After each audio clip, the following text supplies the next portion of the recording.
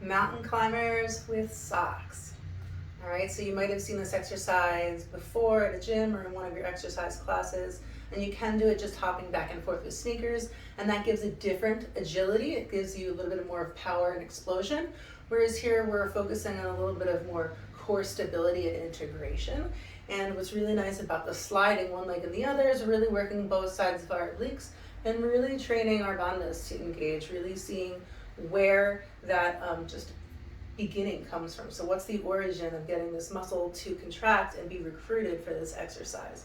And so what we're going to do is we're going to put our hands down, same thing about the setup with the shoulders, really find space across your back, expansion across your shoulders, that protraction, so your shoulder blades are moving away from each other and almost beginning to wrap around. And I really want you to think about trying to keep your shoulders even. So you're going to be moving one leg at a time in, but you don't want to come too far and then find one shoulder coming one way and the other. The more you press into the floor, the more you can block. And it's going to be very similar to just something that you want to be training for your handstand and bring into your awareness is just your proprioception, your awareness of your body in space. And the more you get into these exercises, hopefully the more you can realize, is there more weight in one hand than the other? Am I coming off center? Did my gaze shift? And just use these as little bits of beta and just trial and error to experiment and figure out what's working, what's not, and try something new the next time. Mountain climbers. All right, hands underneath shoulders.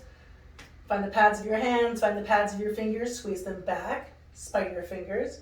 All right, rotate the elbows in, find an external rotation. Protract through the shoulders, suck the pit of the belly up and in, and from here step your feet back. Again, you can do these either on the tips of your toes, on the top of your feet, or the bottom.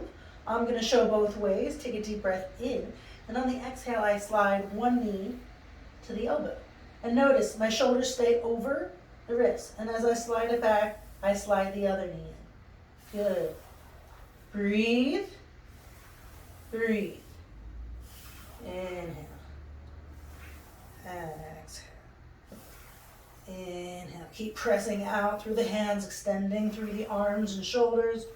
And maybe you go a little faster. Good. Try the tops of the feet.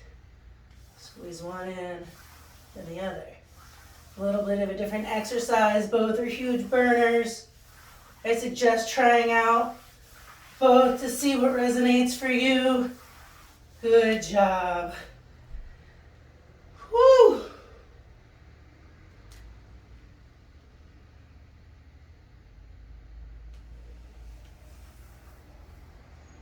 Take your time moving in and out as you're gaining body awareness and familiarity with these skills and drills and exercises. Just see how you're feeling as you go through them, okay? Learn them. Feel free to pause the videos. Feel free to learn them at your own pace if you need to take a break. Just really want to make sure that you feel safe in your body, that you're appropriately warmed up to go through what you're about to challenge yourself through. So just notice if you need a little more warm up, maybe pause the video, go back and do something previously. Maybe some sun salutations, whatever it is that you do to get the blood flowing, to get yourself strong in your body and aware and connected and grounded. Or, maybe if you've already done a little much with your day and you're feeling a little bit exhausted and things aren't resonating with you, always take a break and come back to it tomorrow. As always, I'm really open to your feedback. Let me know how this is landing for you and what you need. Much love.